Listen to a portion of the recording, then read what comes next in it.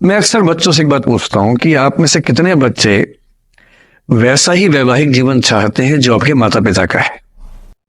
मैं आपसे पूछूंगा नहीं, आप चिंता मत कीजिए, लेकिन जब जब मैंने पूछा है मुश्किल से 1 या 2% ने हाथ खड़ा किया है। 97-98% लोग मानते हैं कि वैसा तो नहीं चाहिए, उससे कुछ अलग चाहिए। क्योंकि हम सब जानते हैं कि हमारे माता पिता भी, हमारे समाज के बाकी लोग भी बहुत समझौते करते हैं ताकि बच्चे अच्छा जीवन जी सके। आप भी करेंगे समझौते, सबको करने पड़ते हैं। यह है कि आप समझौते शायद उतने नहीं करेंगे जितने आपके माँ बाप ने किए होंगे, उनके माँ बाप ने और ज्यादा किए होंगे। हर पीढ़ी कम समझौते करती है, ये समाज के विकास का एक तरीका होता है। पर ऐसा होता है कि आप एक ऐसे रिश्ते में आप छोड़ भी नहीं सकते, जी नहीं पा रहे, छोड़ सकते नहीं, क्योंकि आप तो छोड़ देंगे, आपके चक्कर में कईयों की जिंदगी दांव पे लग जाएगी। कैसे छोड़ दें? 3 छोटे छोटे बच्चे हैं, नौकरी है नहीं, वो माँ अपने पति से रोज प्रताड़ना झेलती है, बुरी बातें सुनती है, उसके पास कोई सिक्योरिटी नहीं है, वो बच्चों को नहीं छोड़ सकती, बच्चों को लेके कहाँ जाएगी, क्या करे? टॉक्सिक रिश्ता है। तो ऐसे में या तो आप रिश्ता छोड़ते हैं कि हर किसी संभव नहीं होता, पर यदि वो संभव नहीं है तो रिश्ते में रहते हुए चिंताएं छोड़ दीजिए, अपेक्षाएं छोड़ दीजिए। भाई तेरी अपनी जिंदगी, मेरी अपनी जिंदगी, एक घर में रहेंगे पर रोज युद्ध नहीं करेंगे, बीपी नहीं बढ़ाएंगे, शुगर नहीं बढ़ाएंगे, तनाव नहीं बढ़ाएंगे। तुम्हारा अपना स्पेस, मेरा अपना स्पेस, ठीक है, एक छत के नीचे है, काम चला लेंगे, किसी और को नहीं बताएंगे, दुनिया के सामने अच्छी अच्छी फोटो खिंचवाते रहेंगे स्माइल कर करके चेहरा, पर कम से कम बच्चे सफर ना करें, परिवार सफर ना करे, जी लेंगे, झेल लेंगे। और ऐसे माहौल में साहिर ने जो कहा था ना, उसी कविता की कुछ पंक्तियां बड़ी महत्वपूर्ण है कि बर्बादियों का सोग मनाना फिजूल था, कि बर्बादियां हैं जीवन में, पर ठीक है, कितना दुख मनाएंगे, अब है तो है, क्या कर सकते हैं। बर्बादियों का सोग मनाना फिजूल था, बर्बादियों का जश्न मनाता चला गया। और फिर अंत में इतनी सुंदर बात कहते हैं, गम और खुशी में फर्क न महसूस हो जहां, मैं दिल को उस मुकाम पे लाता चला गया। कि ठीक है, जैसी जिंदगी है उसको वैसे जिएंगे, अपेक्षाएं नहीं पालेंगे, ना तुम उम्मीद करना, और हम किसी तरह से मैनेज करके जिंदगी गुजार लेंगे। ये अंतिम जो आपके जीवन में समस्या हो सकती है, करियर को लेके हो सकती है, कि आपने कुछ करियर दिमाग में रखा हुआ है, ठान लिया है कि आईएएस बनना है या कुछ बनना है। आप कुछ भी ठान ले, सिर्फ आपके हाथ में नहीं होता है, सफलताएं असफलताएं जीवन में रहती हैं। 10-11 लाख लोग आईएएस का फॉर्म भरते हैं, 5 लाख आईएएस का एग्जाम देते हैं, 1000 का सिलेक्शन होता है। हर एग्जाम में घुमा फिरा की ही स्थितियां होती हैं। पॉलिटिक्स में, स्पोर्ट्स में, बिजनेस में, हर जगह कंपटीशन इतना है। सफल होने की जितनी संभावना है उससे कई गुना संभावना विफल होने की हर क्षेत्र में है। सफल नहीं हो पाए तो क्या करेंगे? और मैंने ऐसे लोगों को देखा है कि आईएएस नहीं बन पाए 20 साल पहले, और 20 साल से रोज घुट रहे हैं कि आईएएस नहीं बन पाए। रात दिन यही ख्याल होता है कि आईएएस नहीं बन पाए, या पीसीएस नहीं बन पाए, या कुछ खास सोचा था जो नहीं कर पाए। तो मैं आप लोगों से निवेदन करूंगा कि यदि आपकी आर्थिक पृष्ठभूमि ऐसी नहीं है कि जो बहुत मजबूत हो, तो हमेशा एक बैकअप ऑप्शन जिंदगी में लेके चलिए। किसी करियर को दिमाग पे इतना हावी मत होने दीजिए कि वो नहीं मिलेगा तो कुछ नहीं होगा। आप उस दौर के व्यक्ति हैं जहां इतने ऑप्शंस दुनिया में हैं जितने कभी नहीं थे, इतने ऑप्शंस हैं। बस एक ठीक ठाक सा व्यक्तित्व बना लीजिए, एक ठीक ठाक सा कॉन्फिडेंस रखिए अपने ऊपर, और यदि आपके पास बेसिक स्किल्स हैं, भाषा की, चिंतन की, समझने की, कैलकुलेशंस करने की, प्लानिंग करने की, स्ट्रेटेजाइज करने की, और मेहनती आप हैं, मैं गारंटी से कह रहा हूं कि इस दुनिया में कंपटीशन नंबर से बहुत ज्यादा है, कायदे का कंपटीशन नहीं के बराबर है। बहुत मजबूत लोगों से आपको भिड़ना नहीं पड़ता है। भिड़ते हैं 5 लाख से, पर उन 5 लाख में कुछ ही हैं जो भिड़ने लायक है। इतना कॉन्फिडेंस रखिए, जैसे कहते हैं ना कि हम भी दरिया है, हमें अपना हुनर मालूम है, जिस तरफ भी चल पड़ेंगे रास्ता हो जाएगा। इतना भरोसा अपने ऊपर रखिए कि ठीक है, ये नहीं तो कुछ और करेंगे, वो नहीं तो कुछ और करेंगे, लेकिन कुछ ना कुछ बढ़िया कर लेंगे। और उस बढ़िया करने की शुरुआत कॉलेज की जिंदगी से होती है। उड़ान सोसाइटी संभाल लेंगे, निष्ठा संभाल लेंगे। अभी मैडम ने बताया कि 80 सोसाइटी से बताई, स्कूल में 60 बताई। 60 सोसाइटी से किसी सोसाइटी का हिस्सा बन जाइए। ये सोसाइटीज का हिस्सा बनने का असली पर्पस क्या है? इसी बहाने एक्सपोजर मिलता है, आप कुछ करते हैं, मंच पे आते हैं, लोगों से मिलना जुलना होता है, स्किल्स डेवलप होती है, और अंत में जो जीवन में काम आता है यही स्किल्स काम आते हैं। और यदि वो स्किल्स हमने डेवलप कर लिया, और वो स्किल्स पढ़ाई से नहीं आती हैं, जो क्लासरूम के अंदर की पढ़ाई है वो सबसे कम महत्वपूर्ण चीज होती है कॉलेज में।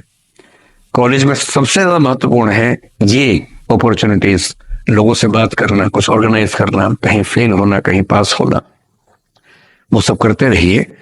और मैं दावे से कह रहा हूं कि इस दुनिया में कंपटीशन कहने के लिए ज्यादा है, दरअसल ज्यादा नहीं है।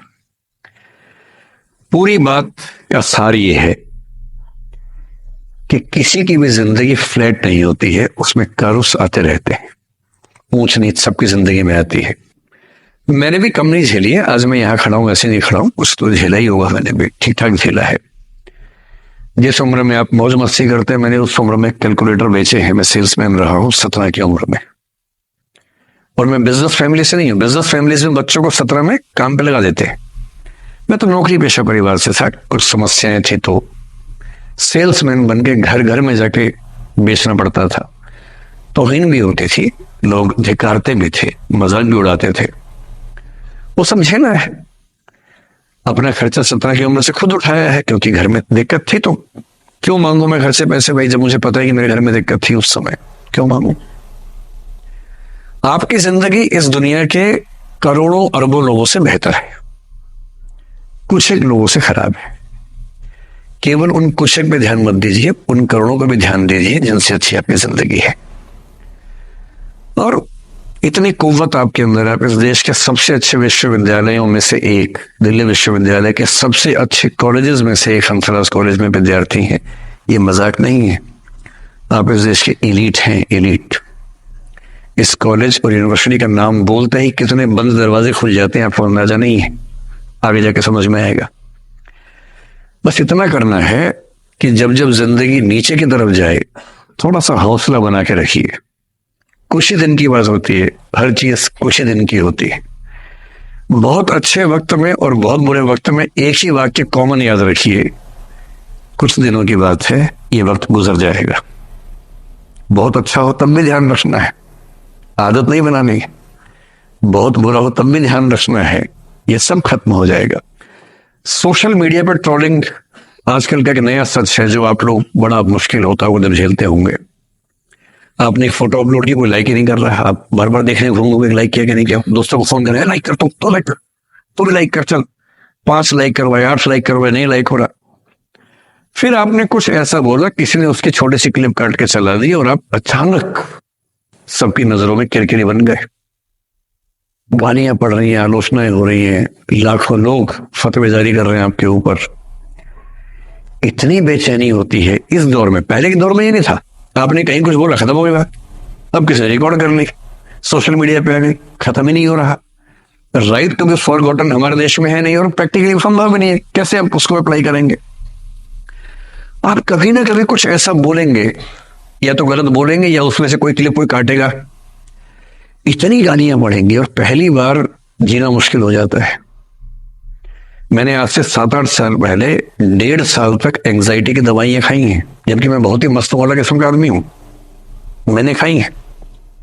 और जीवन में एक ऐसा दौर सबका आता है, आ जाना चाहिए, जब जीवन में एक आध बार ऐसा हो कि सारी दुनिया पीछे पड़ गई है, बहुत दिक्कत होगी, घबराहट होगी, बेचैनी होगी, एंजाइटी होगी, डिप्रेशन होगा, सब कुछ होगा। लेकिन एक बात ध्यान रखना, मेरी इस बात को ध्यान रखना, वो पहली और आखिरी परीक्षा है, उसके बाद कभी नहीं होगा। 8 साल पहले ऐसा कुछ हुआ था कि मैंने बहुत दवाइयां खाई, 1.5 साल दवाई खाई, 1.25 साल खाई दवाई। कारण पता था, कारण ठीक हुआ, दवाई छूट गई। उसके बाद मैंने जिंदगी का सबसे मुश्किल फेज पिछले साल झेला था, जब मेरे एक वीडियो की क्लिप मीडिया पर चली, FIR हुई, पता नहीं क्या क्या हुआ, सब कुछ हुआ, पर मैं आपके सामने बहुत ईमानदारी से कह रहा हूं, मुझे तनाव नहीं हुआ, डिप्रेशन नहीं हुआ, एंग्जाइटी नहीं हुई, क्योंकि मैं पहले झेल चुका था। अब पिछले 7 दिन से मेरी 5 साल पहले की क्लिप चला रहे हैं वीडियो आजकल। 2019 के इलेक्शन से पहले जनवरी में मैं एक क्लास लेते हुए कह रहा हूं कि अब इलेक्शन का टाइम आ गया, अब मंदिर का तमाशा शुरू हो जाएगा और ये पॉलिटिक्स के मामले सब बेकार की बातें। उस समय ना सुप्रीम कोर्ट का जजमेंट आया था, ना कुछ और हुआ था। आज मेरा बड़ा सीधा स्टैंड है कि जब सुप्रीम कोर्ट की कॉन्स्टिट्यूशन बेंच ने 5-0 से सहमति दी है और उसके बाद कॉन्स्टिट्यूशन तरीके से मंदिर बन रहा है, मैं कौन होता हूं नाराज होने वाला? मुझे क्यों खुश नहीं होना चाहिए? दुनिया में हर धर्म के ईश्वरों के नाम पर मंदिर है, उनके जन्म स्थान पर मंदिर है, मेरे धर्म में क्यों नहीं होना चाहिए? मुझे क्यों परेशान होना चाहिए? और कुछ लोग पिछले 7 दिन से 5 साल पहले की क्लिप चला रहे हैं। मेरी टीम परेशान है, मैं परेशान नहीं हूं। मुझे भेजते हैं कि सर ऐसे हो गया, सर इतने वीडियो चल रहे हैं। मैं सुनता हूं पर तनाव नहीं होता है, क्योंकि मुझे पता है कि किसी दिन किसी मंच पर हो, जैसे आज मैंने बात बोल दी, कहीं और बोल दूंगा, बात खत्म हो गई। कितना लोड लेंगे? और आप लोड लेते रहेंगे तो दुनिया देते रहेगी। दुनिया के पास बहुत है देने के लिए, वो हमेशा देते रहेंगे। खुद को ऐसा फुल प्रूफ बना लीजिए, शील्ड बना लीजिए अपने आसपास कि तनाव आता है फिसल के निकल जाता है। और अगर आप तनाव झेलने के लिए समर्थ हो जाते हैं, लेट गो कर देते हैं, मैं दावे से कह रहा हूं, सफल कितने होंगे मुझे नहीं पता, जिंदगी आपकी शानदार होगी, ये मैं गारंटी दे रहा हूं। और जब जब बुरा अनुभव हो, जब जब जीवन में बुरा अनुभव हो, सबको होता है, आपको भी होगा। जब जब बुरा अनुभव हो, मेरा सूत्र वाक्य है, जो मेरे व्हाट्सएप का स्टेटस भी है परमानेंट, मेरे दिल में गुथा हुआ है, दिल पे छपा हुआ है, सबको बोलता हूं, हर क्लास में बोलता हूं, आपको भी बोल रहा हूं। एक लाइन याद रखना, क्यों डरे जिंदगी में क्या होगा, कुछ ना होगा तो तजुर्बा होगा, उससे बड़ा कुछ नहीं है। अब